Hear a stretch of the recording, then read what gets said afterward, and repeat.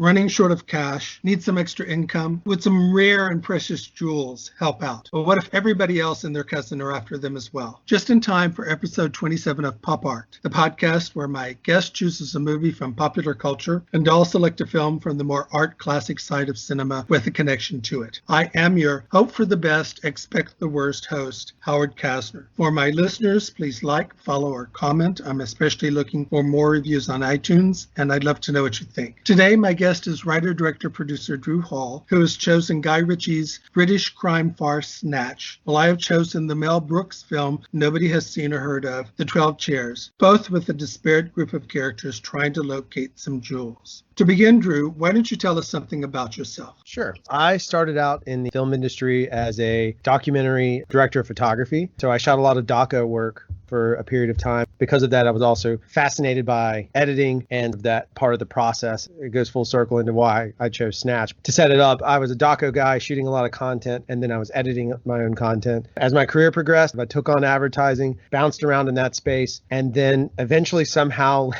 found myself falling back into filmmaking, where I have directed 5 feature films and then a bunch of shorts and a couple of really maybe outlandishly off the wall, way too expensive proof of concept pieces. Now I serve as the owner and chief creative officer or creative director for an advertising agency called Craft Show Digital. Fantastic.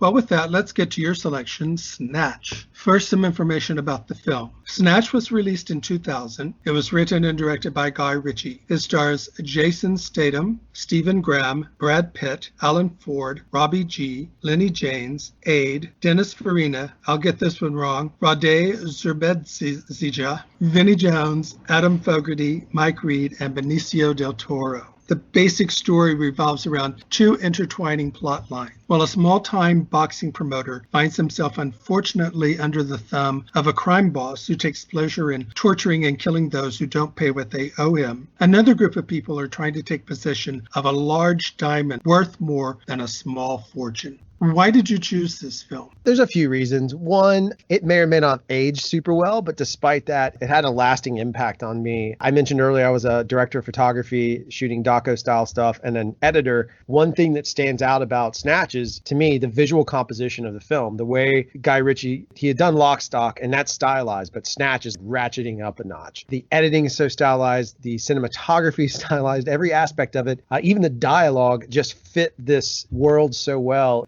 It became very influential. Unfortunately, to my own detriment, the next 10 short films I wrote were all good crimes gone bad. Same thing over and over again. When did you first see it? I saw it in theaters. I might have seen it in February of 2001, but I distinctively went to the theater and saw it. And the soundtrack blew me away. I'm a big fan of the specials. Just every aspect resonated with my age. See, I would have been 21 at the time. It's exactly how I felt. It was just one of those things that hit with me perfectly. A dude in his 20s that appealed to all the right spots. What did you think about it upon seeing it again? I think the film still holds up technically. Fantastic. I think it's beautiful. It's a little funny to me now that Guy Ritchie's style has become almost parodies himself in his later movies. But seeing it here, there was a lot of innovation in this. And so it was nice to have that moment, that little spark that reminded me of what I loved about the innovation. It didn't hold up so well because though there are a variety of characters represented, female representation in this movie is null and void. It seemed unrealistic. It felt empty. That's not what I thought I would feel, but it's something I noticed. There's an absence of female characters in the film altogether. That stood out. But then I think other pieces held on. I feel like the timing of the music and way it played out held on and still resonated very well with me. It didn't feel out of date. I have to say, this is actually the first time I saw the film. For whatever reason, and I can't say exactly what, I didn't see it when it first came out. Possibly because I had seen Lock, Stock, and Two Smoking Barrels, and I did enjoy that very much. But I'm not sure that I got a big impression from the critics, etc., about Snatch that I wasn't compelled to see it. Upon seeing it, I was, like you, quite impressed with the visual style, with the technical style. It really moves. One can certainly say that. The way he tells the story with the jump cut editing, the voiceover, witty dialogue, extreme examples of these different ethnic groups all coming together over one plot, in many ways was very exciting. There were many, many scenes that I enjoyed, but I do take your point, and I think I do agree with it. I did enjoy it. I was never board. I was never emotionally moved, though. Right. I think the only person I really cared about in the end perhaps was Mickey, the Brad Pitt character, and only because of what happened to his mother. At that point, the plot becomes about something more than just a bunch of criminals doing criminal things, and why should I care who comes out ahead if they're all criminals? I think a lot of critics have said that it's all style but little substance. I think nowadays the maturity in me looks for something. If I'm going to devote some time to something, I need to feel like my life has been enriched by it. And entertainment is very important. I typically like to walk away feeling like something's enriched me. And this is just like a bag of Skittles. I enjoyed eating it, but too much of it would definitely give me a stomach ache. In many ways, what you may have described is the reason why I perhaps didn't rush out to see it when it first came out. Fair point. Guy Ritchie seems to be a masterful technician, a very skilled filmmaker. Beyond that, I don't know. Exactly as you say, what does he have to offer? What are some of your favorite scenes? There's a good bit. Most of mine have to do with Avi. Anytime we have Dennis Farina in a scene, I'm very happy. I won't lie, I knew who Dennis Farina was, but I didn't fully understand who or his past until I saw this movie and I went backwards and watched, I think it was Crime Story, and kind of understood that side of things. Any bit where he played into it, shut up and sit down, you big bald, insert foul word. Right. All those kind of beats, the timing on his gags were absolutely beautiful. Once you start bringing in Lenny James and his group, there's a series of events. I can't help but laugh at slapstick. I do enjoy it. And they're like the Three Stooges, the way things time out. There's a sequence in which he talks about a car coming at him at a funny angle. And he's like, a funny angle? It was right behind you. I mean, it's just the way that they drop those beats out is very slapstick and it works very well for me. The stuff that really resonated was about Vinnie Jones. This is his launch. First time I'd ever seen him. And he's really tremendous in the film. He's just always been that same thing since. But he did it here first and it was still fun. Him talking about his gun again with Lenny and crew. Mine's got Desert Eagle .50 written on it. Those little bits, they're so slapstick that they still made me laugh.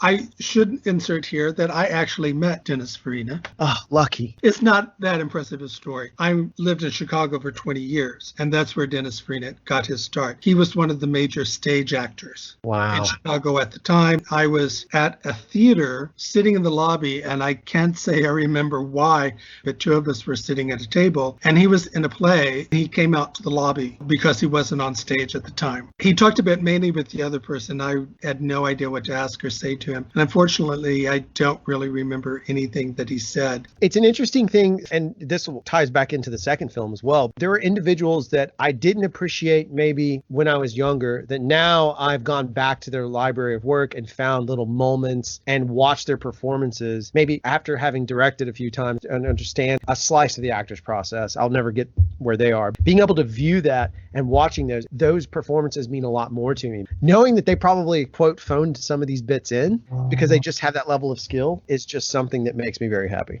Dennis Farina is a legend in Chicago because of his stage work. He was very major. But you do make a point. This movie is really not made up of lead actors, except perhaps Brad Pitt, but he wasn't exactly the Brad Pitt that we know today. It's made up of a ton of character actors. Right. And they all give it their most. They really play their characters to the hilt. Absolutely. Some of my favorite scenes, the first is the robbery at the bookies, where they come in and they want the money. The woman behind the desk says all bets are off, and they don't know what she means. But what she means is they haven't been taking bets for a variety of reasons. And then she pushes a button and all these walls come down.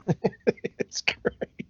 One of them shoots through the wall and forces her to lift the barriers again. She gives him the money, but then is able to take the gun away from him, lowers the barriers again, and they think they're trapped. They think there's no way out because they can't open the barriers. And then their getaway driver just opens the door from the outside. This is what's going on. That's what I mean by the slapstick stuff. That just brings me so much joy. That's straight Three Stooges gone criminal. It's very, very brilliant. The next one is the scene where all three through lines meet at once with the car crash, where one hits the Russian, and he hits the Russian because the car with Jason Statham in it, they throw out some sort of milkshake or some sort of drink that hits the another car, then hits the Russian, and it all sort of comes together at one point. And I thought that was a rather brilliant way to intersect all of these characters. That cross-cut editing, that technical editing, that we'd see it again later on in something like Baby Driver. It's just that technical editing that even on his comic timing in many cases, a lot of those jokes would fall flat without the comic timing of the edit, which I think is what still works for me, an observation of the technical prowess that's involved. Right. He is, or whoever did the editing, is a rather brilliant editor, and you certainly can't take away from that. And the other aspect of the film is Brad Pitt, who plays a gypsy. They would be called, I guess, Romanians now, at a caravan, who has an Irish accent that's indecipherable, and that's the joke. As Jason Statham says, you don't understand what they're saying half the time. And he starts talking and he makes sense, and then all of a sudden he just goes off into what seems to be gibberish. And apparently Brad Pitt, after seeing Lock, Stock, and Barrel, contacted Guy Ritchie and said, do you have something for me in your next film? And I've read a couple of different things about it. One is that he cast Brad Pitt and didn't have a part for him, so he wrote this part of Mickey. Another is that he cast him in one role and he couldn't do London accent, so he decided to give him an accent that was indecipherable. That's so funny. I had not heard that part. I wondered if that was a writer-director gimmick to bail himself out of a problem.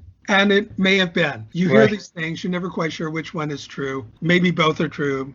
There's a quote on Rotten Tomatoes in summarizing the critic reaction to the movies. Though perhaps a case of style over substance, Guy Ritchie's Second Crime Caper is full of snappy dialogue, dark comedy, and interesting characters. Something you said did remind me of the dialogue. It is one of these movies where no one just says something plainly. They can't say hello. That's right. They have to have some idiomatic, colorful phrase to say it. No one can just respond to somebody in a normal way. And I did think the dialogue was often quite fascinating, though perhaps exhausting at times. They repeat themselves a good bit too, though, which I always thought was fascinating. They looped the lines on themselves a little bit. It felt on not second, but I don't know how many times I've seen the movie, but on current review, it felt theatrical in a very forced way. I think that's very true. It's both realistic and not realistic at the same time. Right. It has all the flavor of realistic dialogue, but nobody really talks at this level of wit and idiomatic brilliance in a consistent manner. Now that you said that, what's interesting is I almost feel like if this had a line on the artwork that says based on the graphic novel, it would be completely a different reaction. The Kingsman has the same level of snark, but I believe it's based on a graphic novel. I think it is anyway. But if this had that same line, suddenly the dialogue becomes very much like a comic book. It's very much unrealistic, fantastical, and not at all something like Killing Them Softly, that is another good crime gone bad film where, to me, Brad Pitt, of course, it's got moments of that, but then it's got some very deep realism in it that shifts the tone of the film away from comedy to, I feel like, very serious. This just stays in that same comic book tone the entire way through. I did have one reaction to it that was the same that I had for Lock, Stock, and Two Smoking Barrels. And you talk about the comedy consistency, and in both cases something happened where I'm going, this really isn't funny anymore. In Lock, Stock, and Two Smoking Barrels, there's a scene where they're outside a bar and someone runs out on fire. And it's kind of funny because it's very non sequitur. We don't know why it's happening. It's just consistent with the tone of the rest of the movie. But when the inside of the bar scene is played, you realize that this is just some guy off the street that has nothing to do with the story as a whole. And they set him on fire. Or he caught fire. It's funny when it happens to the characters in the movie. It's funny when it happens to criminals who have no sense of right or wrong. They deserve to be laughed at when something happens to them, but this was just an innocent bystander. And in this movie, Mickey O'Reilly's mother is murdered. Not just murdered. The caravan is set on fire and they trap her inside it. And I'm going, no, that's not funny. But at the same time, Guy Ritchie in both cases just drops it. Doesn't go any deeper. One of the things I like about dark comedies is when at one point you go, oh, wait, this really isn't funny. And you get that in Dr. Strangelove. Mm-hmm. There comes one point where you're going, this just isn't funny anymore. That's right. We've gone beyond being funny. This never reaches that point. He never takes it any deeper. And there's good about that and bad about that. But it's definitely a style. I've long had this debate with other film friends. The one thing I keep going back and forth on is looking at specifically the year 99, but you can go forward and back. There's a window of time where I really felt like filmmakers had to hard press to be stylized in order to cut through, at least in my mind. This is a working thesis. So you had a lot of directors really fighting hard to cut through. And you had the emergence of guys like Guy Ritchie, Wes Anderson, who you can look at their product. You and I can go turn on a frame and watch 30 seconds experience of Sherlock Holmes immediately recognized that vibe from Guy Ritchie. The same way that I can identify a Wes Anderson movie. It's harder to do that these days. You get it from Taika Waititi, but Marvel movies, I couldn't tell you. I know because I know, but typically there's not a lot of that because that's the content that we're now popular into. I think it's fascinating in one way. The one thing that I'll take away from it that also relates back to the Mel Brooks, The 12 Chairs, is that both these films have their own style and they exist in a way that you don't see very much anymore. Both experiences felt unique, and I think that's pretty important. We are entering a new age now. I think we're entering what I call American New Wave. There are some directors who are developing independent styles, but I still think that some of them are still trying to figure that style out, figure their own vision. The last group that we had of new filmmakers were headed by Spike Lee and Soderbergh, the Coen brothers, and Tarantino, Kevin Smith. Sure. They developed all their own styles. They all came out of postmodernism. For a long time, we've been stuck in the U.S. because we haven't been finding new filmmakers and new styles. But I think we're slowly finding them. There's the Safdie brothers who did Uncut Gems. The person who did The Lighthouse has a very interesting look films. I think Greta Gerwig has a very interesting look to a number of her films. And there's a lot of these people coming up. Whether they will stand out the way the directors from the 80s and the 90s stood out, it's still a little too early to see, but I think you're making some very good points. You did make me think that in many ways, Guy Ritchie is Quentin Tarantino on steroids. In many ways, Quentin Tarantino's style is very much the same as Guy Ritchie's, except that it's a bit mellower. And I'm not sure I thought I'd ever describe Tarantino as mellow. Right. But in his films, you do get to slow down and become more emotionally involved with the characters. That is true. Howard, I don't want you to think of being obsequious. Like, that is one of the most inventive points. Now that you've said it, I absolutely 100% agree. Tarantino's substance, right? Tarantino's a nice meal, maybe a multi-course meal. Guy Ritchie is like a snack, maybe even from a vending machine. I'm not sure, but it does something, but you're probably going to be hungry later on, right? It does supply some level of value. So it's interesting you bring that up because you're right. They both have that sort of violent, there's a lot of aggression in their pieces. It's just Ritchie's is more, again, so fast you don't process it very well. Yes, I think that's an excellent way of putting it. Where in Tarantino, you can process the clever dialogue. You can process the violence, process the non-linear storytelling, and you become emotionally involved in the characters. But Guy Ritchie, though a lot of fun and is very entertaining, you don't really process much of it. And it would be interesting for people, if they want to see really what the Guy Ritchie style is, to watch all the different approaches to Sherlock Holmes. Because his Sherlock Holmes is very different from the television Sherlock Holmes, from the 1940s Sherlock Holmes with Basil Rathbone, and other Sherlock Holmes that have been made over the years. It's like he transformed Sherlock Holmes into a Guy Ritchie character rather than Guy Ritchie creating a Sherlock Holmes movie. I would agree. Roger Ebert said about the movie, this is not boring, but it doesn't build and it doesn't arrive anywhere. And I think to a certain degree we have been saying that. I think it is true that you mentioned there just are no real large women roles. At the same time, there are 3 female characters who do get a lot of laughs. And the one is in the bookmaker's shop, who turns the tides on them. And the other are the twin daughters. Oh, right. Yep. Who are very, very funny. Yes, we heard you, Dad.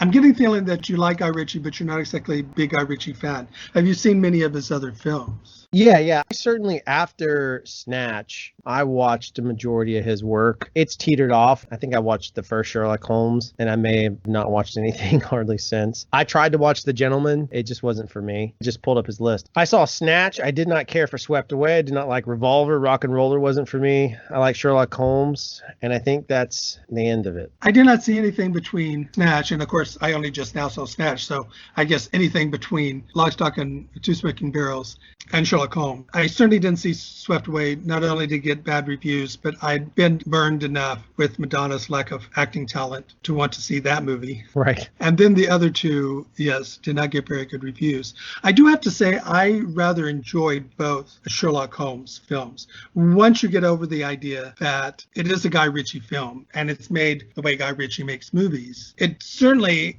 does have certain positives to them. And of course, the 2 leads, Robert Downey Jr. and and Yeah. Jude Law. I thought they actually brought some heart to the story in their homoerotic relationship. And then the second one, I thought there was a really wonderful performance. Jared Harris. And of course, all his movies look great. You can't argue with that. Yeah, they're always very pretty. They're very cut well. Again, the style, if you can look at his films, and you can, for the most part, and I did not know he directed Aladdin. I'm not going to lie to you. I have not seen Aladdin. I almost want to see it just to see what a Guy Ritchie Aladdin looks like. I have 2 young children, so I have a perfect excuse. And if I like it, then I can blame it on my kids. And if I hate it and I'm embarrassed, I can still blame it on my kids either way. And Aladdin made a fortune. Yeah, absolutely. And I think he's working on Aladdin too. But with that, here's some more information about the movie. It cost $10 million and it made $83.6 million. So I guess it's safe to say that it did do rather well. Stephen Graham, who plays Tommy, Turkish's right-hand man, may be best known for his breakout performance in the movie This Is England, where he plays a young boy who becomes a skinhead, or for playing another gangster, Al Capone, in the TV series Boardwalk Empire. And Guy Ritchie appears as a man reading a newspaper in a bar. With that, let's get to my selection, and that is The 12 Chairs. First, some information about the film. It was released in 1970 and was written and directed by Mel Brooks, based on the 1928 Russian novel The 12 Chairs by Ilya Ilf and Eugenie Petrov. It stars Ron Moody, Frank Langella, Dom DeLuise, Andreas Votsinis, Diana Copeland, David Lander, Vlada Petrick, and Mel Brooks. The story begins about 20 years after the Russian Revolution. A once wealthy czarist aristocrat has been reduced to making a living as a bureaucrat in a small town. As his mother-in-law lays dying, she tells him that before the revolution came, she hid the family jewels in one of 12 identical chairs in their dining suite. But the chairs are now spread across all of Russia. Desperate to find them, he has to join forces with a small-time con man. Meanwhile, the village priest is after them as well, having been told about them in the mother-in-law's final confession. So what do you think of the pairing of the two films? So the similarities work very well, right? You have this need for the acquisition of diamonds, of jewels, for a very good reason. Both parties are highly motivated. That all works. What I really enjoyed was the stark contrast between Skittles and what I believe to be a very well prepared steak. Honestly, again, I had never seen the 12 Chairs, but just bits of the history that was going on forced me into pausing the movie to read. And I went down a rabbit hole of reading about the Russian Revolution that led to truly philosophical conversations with my wife later, because we started talking about, it just was not what I got from Snatch, right? What I got from Snatch was, oh, that was funny. This, I literally left having a conversation, a perspective shift, which we don't have to get into, but it was just a very interesting sort of takeaway. Actually, I'd love to get into that. That's perfectly fine. So hopefully we'll get into that as we talk about the film. So as you said, this was the first time you saw the film. That's correct, yeah. And what did you think upon your first seeing it? I know you've talked about that some already, but... So the initial response before it started sinking in was, I thought I knew who Ron Moody was. I didn't. In my mind, I did. But I obviously knew who Frank Langella was. And then when Dom DeLuise shows up in the beginning with this beard on, his father, Fyodor, he shows up with his beard and he gets to this fence and he gets stuck on this fence. I was laughing so hard because it's the kind of comedy that I love about Mel Brooks. Again, slapstick. It just resonates with me, right? And my wife is, what are you laughing at? And she starts watching it. I was like, that's Dom DeLuise. And she's like, that is not Dom DeLuise. A few scenes later, he shaves and you see his face. And she's like, oh my God, that's Dom. Like, just having that moment of seeing these epic level actors in roles I'd never seen Frank Langella that young. I just hadn't thought of him that way. And I cut a movie he was in. So I guess he's stuck in that age in my brain forever. Seeing him in that, he could have been Han Solo. He was this incredibly great looking guy. My first reaction is those beats. And then, of course, the opening sequence with the musical part. I found it on YouTube, the title sequence, so I can just watch it over and over again because I just think it's funny. It's a wonderful song. It should be noted, this is Dom DeLuise's first time he worked with Mel Brooks, and they went on to work together in 4 other films. But this was Frank Langella's first film. Is it really? Yes. He was actually one of the first ones cast. He got to know Mel Brooks because of Mel Brooks' wife, Anne Bancroft. She and Frank Langella started many plays together. They worked a lot together on stage. Anne Bancroft introduced him to Frank Langella. I've read different things about which play they were in. I read that they were in The Devils, but I've read that they were actually in another play, so you never know. But he was the first one cast, and he helped Mel Brooks cast the rest of it. He took Mel Brooks to see Oliver, which is what Ron Moody is most famous now for playing Fagin, where he got an Oscar nomination for it. And Frank Langella said there, that's your epaulette, that's your aristocrat. Other people were supposed to be in it. Peter Sellers originally was supposed to be the priest, Wow. but he dropped out for whatever reason. I think he would have been great, but Dom DeLuise, you're right. He just steals the movie every scene he's in. It's true. It's so true. And it's so funny. He's so lovable, especially when he ends up meeting that family and he harasses them for so long and so well. And again, it's like the opposite of Hitchcock, right? Dom DeLuise is the bomb that's going to be in the room and you're just waiting for him to show. Oh, it was so beautiful. For some reason, my favorite line of his is when he's stuck up on that mountain and they're walking off and he goes, boys. It's great. It's absolutely great. Gene Wilder was offered the part of Ippolit first, the Ron Moody part, but Gene Wilder wanted to play Ostap, which was the Frank Langella part. Interesting. Mel Brooks said that in the book, Ostap is described as incredibly handsome. Well, Gene Wilder is not what you would call incredibly handsome. So Mel Brooks said, no, you can't play that part. Gene Wilder said he wasn't offended by it or anything, but he decided not to do the movie. And then Ron Moody, who I also think is marvelous, took that role. Ron Moody ends up carrying so much emotion that the final scene weighed way heavier. It did not play as funny to me as much as it played as sympathetic. I suddenly felt him. I don't know. I really leaned in on that final sequence. I first saw the film in college. And when I was in college at the University of Texas, every weekend, every organization would show a film to raise money. So there were 20 films on Friday, Saturday night, and on Sunday night that you could go see. And the films they were showing were the more counterculture films. But Mel Brooks was one of the films that they were showing. My friends took it to it. And I had seen The Producers. And I very much enjoyed. It is a film that if you see it with a crowd, it is of course going to be a lot funnier. And if you see it with a crowd from the 1970s where people were tired of studio type films and you wanted something different, something that took more chances, that was a little more edgier, this was the kind of film that you would enjoy. And the first thing I noticed about it is I do think Producers is a better film, but The 12 Chairs is a better made film from a technical perspective. I would agree. It's cut better, it's edited better, the cinematography is better, the visual style, but it's not as extreme. The humor is not nearly as extreme as it is in The Producers. But it was a flop. Oh, really? 12 Chairs was a big flop. You talk to some people who are fans of Mel Brooks and they don't know this movie. That's incredible. They're not really aware of it. I did a show on Clint Eastwood's White Hunter Black Heart. As I said here, it's the Clint Eastwood film that nobody's seen and nobody's ever heard of. That's right. It's the same thing with this, but it's Mel Brooks' favorite film. That's even more fascinating. And I think in a way you can see why. But at the same time, oftentimes filmmakers or artists' favorite works are not necessarily the ones that are either the most popular or even the ones that the critics like the most. And I suspect for this was an attempt to do something a lot more serious than The Producers, a lot more controlled and contained, to expand him as a filmmaker. It was something where he wanted to say something. But you notice that after this, and for the rest of his career, he goes back to The Producers type of filmmaking. Yeah, it's very true. And it definitely very much stands out in retrospect, for sure. You talk about the songs. I just watched something about that. And originally Mel Brooks was going to get somebody else to write a title song. He was a songwriter already. But apparently Anne Bancroft came to him and said, no, you're not going to get somebody else. You're going to go up into the attic and you're going to write it yourself. And he went up into the attic and he wrote Hope for the Best, Expect the Worst, which is one of the best songs that he's written. He did not write the music. It's based on the Fourth Hungarian Dance by Johannes Brahms. But the song itself is pretty wonderful.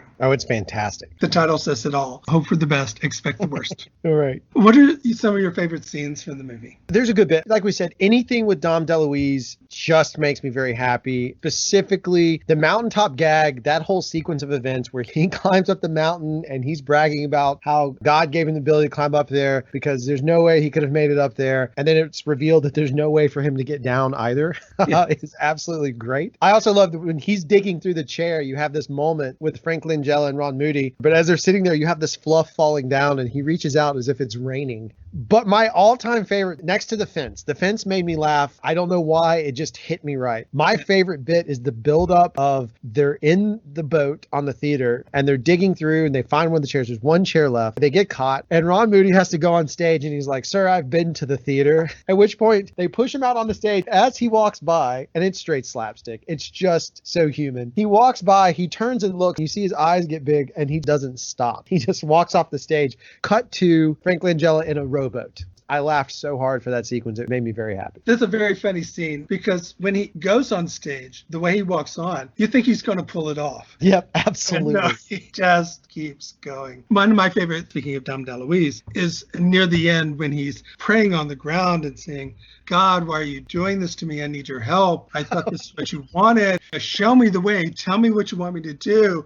And Ron Moody comes running by with a chair and he goes, "Thank you." And he gets up and starts running after. That sequence, I laughed a good bit there too. I really did. Because it was so quick. It's a throwaway line, but the timing of it, that's what I mean by having Dom DeLuise in that film and then Mel Brooks at the helm. It's just one of these things. You just have these little moments that are gold mine, very subtle comedy. Some of it's over the top, but majority of it's just right on the edge. Once you dial in on it, it's absolutely brilliant. There's also some wonderful satire of bureaucracy. I love when they go to the government agency and it's Department of Tables, Department of Chairs, Department of Lamps. That's what led me down. I got the spoof, and of course it triggers Hitchhiker's Guide, same kind of vibe. In the movie version of it, they have that great bureaucracy. But it's what led me down looking and reading about facts I did not know about the communist or Soviet revolution, if you will, the People's Revolution. And digging into it, I did not know that. I had no idea about, and I'm not making any statements, just education. There's a line in there that says, "Father, how can you be a Soviet because we're atheists?" I didn't know that. I didn't know that was part of that timeline. So again, my wife is a history major, in fact, in Holocaust history. So we ended up in a very deep conversation over a bottle of wine. It was a delightful date night, which sounds crazy to some, but that's great for us. And we just sat there and talked because it's inspired that conversation. It was really quite profound. Well, the book is a satire of the post-revolutionary Russia. Sometimes I wonder how they managed to get the book published, but at the same time, the book doesn't go after anything that Stalin would probably object to. It doesn't go after Stalin. It doesn't go after the major government. It goes after bureaucrats, and it has these con men and things of that nature. It does attack the aristocracy, and it was a very, very popular book. Are you a fan of Mel Brooks? Oh, yeah, big time. So I enjoy the majority of his catalog of works. I'm a huge Blazing Saddles fan. I think that movie's offensively important. The only film I don't like is Dracula, Dead and Loving It. It's the only movie I can say I walked out of the theater, I think I was 25 minutes in, and I've never watched it again. For some reason, it not only missed, it just turned me off to a point I didn't want to sit in the theater anymore. I've never watched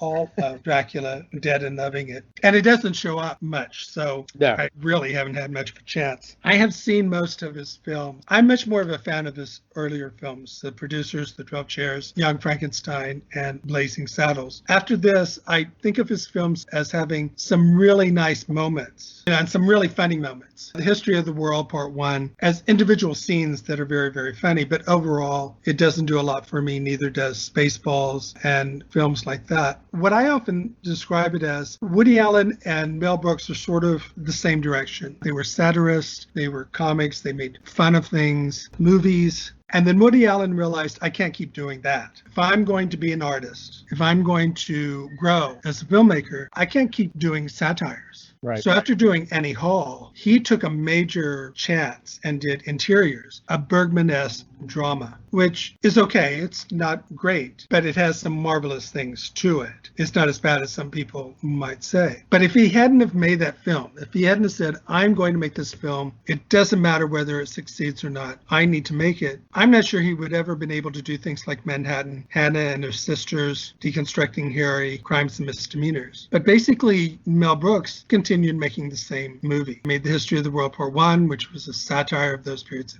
in history. He made Spaceballs, did Dracula, Dead and Loving It. Robin Hood, Men in Tights. Robin Hood, Men in Tights, and High Anxiety. Oh, right, yep. Which might have been actually a lot funnier if he hadn't cast himself in the lead. Agreed. Let's face it, he's no Cary Grant and he's no Jimmy Stewart. Even Gene Wilder would have been a much better choice. I'll agree with you 100% though that now I'll include the 12 Chairs, but the producers, the 12 Chairs, Blazing Saddles, Young Frankenstein, and I'm a Star Wars guy, so for me to have him make fun of Star Wars as well as he did, Spaceballs will always have a special place in my heart. But I can remember when my parents showed those films to me, the earlier Mel Brooks stuff, I have to attribute some of my own creation as a filmmaker back to seeing those films as a kid growing up. I certainly have to say that Spaceballs is compellingly watchable to me. I will watch movies as I go to sleep, or I'll watch movies late at night. And if I don't want to watch something new and Spaceballs is on, I tend to forward it at the beginning until we get to the entrance of, is it Dark Helmet? Yeah, that's correct. I watch it from then on, but I find it very, very enjoyable. And I find some of the other films very, very enjoyable to watch. They just don't do for me what they did in the beginning.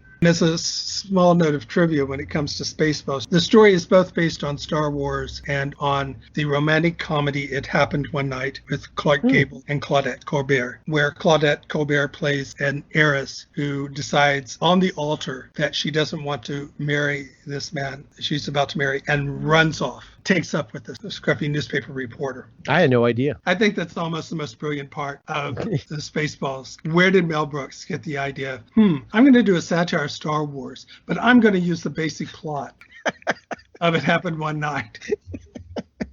Yeah, that's fantastic. That's just wild. With this, here's some more information about the film. As I said, it was his favorite film, but it was a flop. It did not do well at all. I don't know how much it was. It's hard to find out information on that. It's not listed on Wikipedia. The film is one of at least 18 to 20 film adaptations of the novel. It was a very popular Russian novel. I guess I should say, and we can talk a little bit of it, the concept. When you hear the concept, you almost just want to watch it because of the concept. Right. It's a brilliant plot hook. First off, you have a race. You immediately get the race aspect. The tease of how that's going to unfold, that somewhere in 12 Chairs is hidden a bunch of jewels. The fact that it's chairs, to me, says there's going to be a comedic element involved. And so it leads me down the path of what's going to happen. Right. In many of these novels, it doesn't take place in Russia. Mel Brooks is actually one of the films that is closest to the original novel. But there was a 1945 American film with Jack Benny called It's in the Bag. And then there's a 1969 comedy film, Italian, which is just about impossible to see, directed by Nicholas Casner. It stars Sharon Tate, Vittorio Gassman, Orson Welles, and Victoria De Sica. This was Sharon Tate's last film, and she actually made it while she was pregnant. Wow. But there are a lot of versions of this film. I've tried to see a couple of them, but you just can't find them. In fact, we had to watch this on YouTube, so you can't even find this one. Andreas Voutsinas, who was the director of the theater group in this movie, was in the producers. He plays the assistant to the stage director with a wonderful line, "Love it." And he has my favorite line in the whole movie, "I hate people I don't like." Right.